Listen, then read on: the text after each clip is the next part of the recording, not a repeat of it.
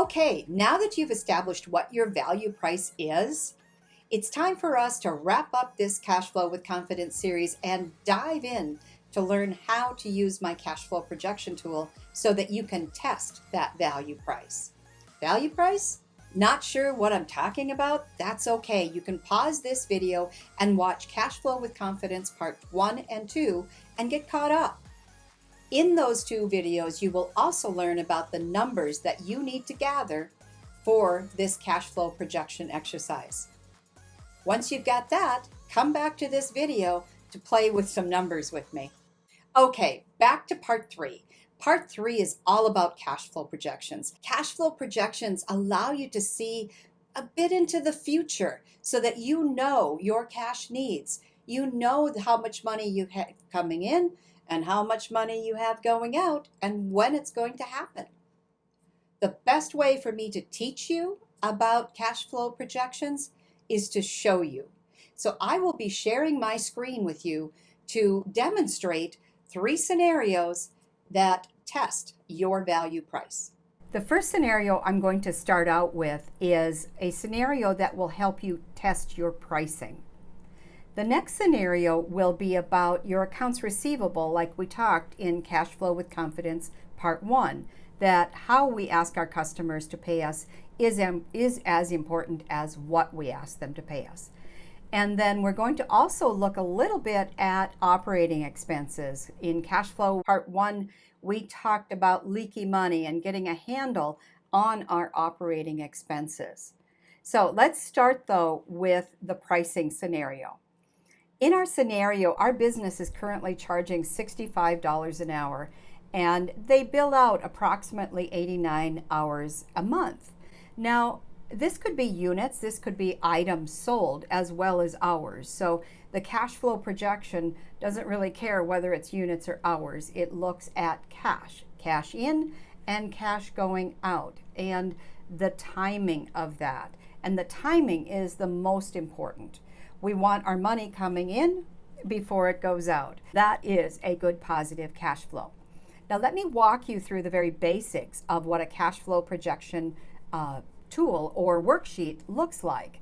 And this is just a very simplistic one. I put it together in the easiest way possible for demonstration. But every cash flow projection that I do as a coach, every cash flow projection that anyone else does, should be done in a very, very personalized way. And when you look at that, it should really be a picture of your business from January to December and beyond. This is not just an end of the year financial sheet. This cash flow projection and cash flow is a business operations and planning tool. So this is meant to change. This is meant to be dynamic. So we start with beginning cash. That's your cash on hand. And by definition, from Cash Flow with Confidence Part 1, if you remember, cash is cold, hard cash that you can spend, that you can use to pay your operating expenses, to pay your cost of goods sold, and to pay yourself. So we start with beginning cash. Now in our scenario, we're beginning with zero cash because many startup businesses actually do begin with zero cash. Then we have our cash in, which is in the form of cash receipts. Now, cash receipts can come from sales, they can come from equity investments, they can come from a bank loan, they can come from the sale of something. You may have sold some equipment that you don't use anymore, and that becomes cash in. But in this scenario, we have just cash received from sales. And that cash received from sales is based on our $65 price for 89 hours. Then we have our cash out categories, and the first one is our cost of goods sold. Now this can also be called variable expenses, and oftentimes it varies with the level of sales. But in many consulting businesses, you can be selling more without having your cost of goods sold go up. So I've named it cost of goods sold. But here again, your business is unique, and we need to evaluate these numbers so that that scenario fits you and what you might experience as an expense. So in this scenario, we have an average monthly cost of goods sold, we're testing our price of $1,620. Now, you may have many categories of cost of goods sold. If you are selling a product, it could be everything from the materials to the actual product to the bag you put it in to the tag that goes on the product. So that's another discussion. I want to talk about pricing in your cash flow today. Operating expenses is another section of money going out. And it is the one, along with every other category, I guess, that you really can experience improvements in your cash flow if you just get a handle on it. And like I said, in cash flow projection or Cash Flow with Confidence Part 1, we talked about leaky money. But for now, I've created a scenario of some potential cash or operating expenses that we pay every month. And those operating expenses can vary depending upon the business. Then we have a category that I've separated out. It doesn't always get separated out, but I wanted you to see it today because I want you to design your business so that it actually pays you. A lot of business owners get into business thinking, well, I can go without getting paid, or I'll take less, or I'll just take a little bit when I can. Why would you do that? Design your business so that it pays you, and it pays you your value pay, or has the potential to pay you your value pay. So then we have total cash out, which is the sum of your cost of goods sold, your operating expenses, and your value pay. Gives you the total amount of cash that business needs to pay every month. The ending balance then is the difference between your cash available, which was the total of your beginning cash, your cash in becomes your cash available. So ending cash is the difference between that total cash available and the amount of money you paid out. Now in this scenario, you can see that we are short some money, $1,185 to be exact in the first month. That means we spent more than we had coming in. Now, some businesses, that'll happen in some months. You will not always have a month-by-month positive cash flow, and that's where cash flow planning comes in. But we need to at least not have our negative balance increasing like it does in this scenario. In this scenario, we never get out of the rut of negative. So there's something wrong. It's either going to be in the operating expenses, or it's going to be in revenues, or it's going to be in cost of goods sold. And we need to go looking for it. We're going to test our price by just taking a look at what would happen if we make a simple price adjustment from $65 an hour to $80. Now, if you think about it, once you pay $65, how much difference is there in $80? There isn't a great deal of difference. $15 isn't that much anymore. But also, if we change from 65 to 80, that might just bump our image up a little bit. But more than that, it's going to bump up our revenue, of course, which will drastically improve our cash flow. And in the end, we can see that we have a positive cash flow. So just a very small tweak in your pricing can matter on your cash flow. Nothing else changed in these numbers. We still spent the same amount of cash went out. But all we did was do a simple change in price.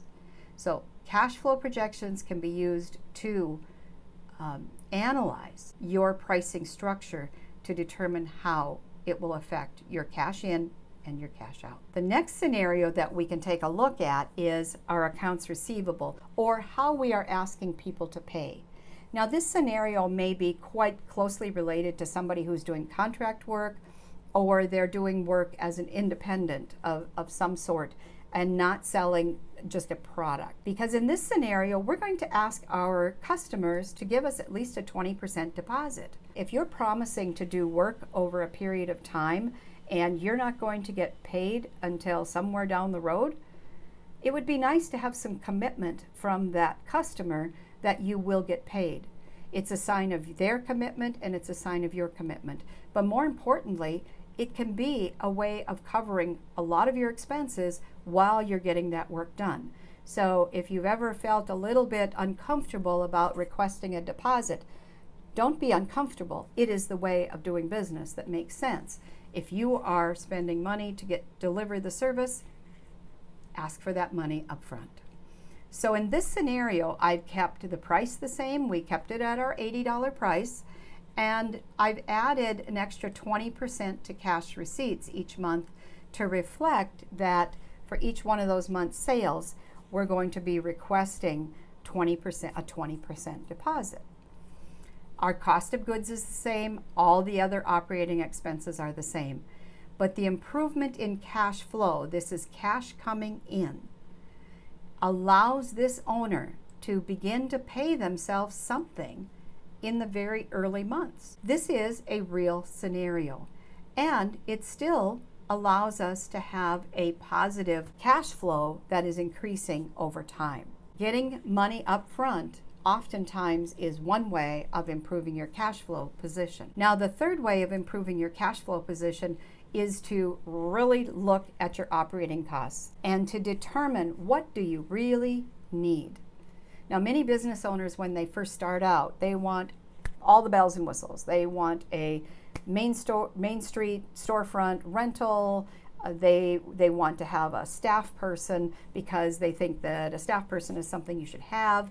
And they get themselves into a whole lot of expenses then that they need to cover in sales that just aren't realistic, maybe for that business in the first couple months. So being extremely frugal in your operating expenses is a must as a good manager.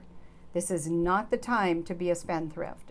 All successful entrepreneurs will tell you that frugality and being frugal is the way to fly. So in our scenario here, we're going to just get a little bit more frugal with our business owner. Now, our business owner said that they wanted to get a rental space, that rental space that was going to cost them more. And in reality, this particular business could be operated out of their home. Now, I'm speaking at this from experience. I've done this. So I know this is real, that you can take the same business off Main Street and run it out of your home and increase your ability to pay yourself many times over by eliminating operating expenses. So in this case, this business owner is paying out $500 a month. And all I'm going to do is simply bring that down to zero and move them home. All right? You can see by this bottom line that their cash flow has improved drastically. And it's also incrementally increased because it's not just that $500 to $100 a month one time. It's $500 a month times 6, which is $3,000 over the course of that 6 months. Now, with this in hand, this business owner could, if they wanted to, begin to increase their value pay. Yeah, it'd be nice to get paid $2,000 instead of $1,000. Looks good. And by the end of into the 4th month, we could even begin to pay ourselves $2,500. Now, yes, these are cash flow projections on paper, but if you can do the sales and you keep your expenses where they are, these cash flow projections can be as real as any real cash in the bank.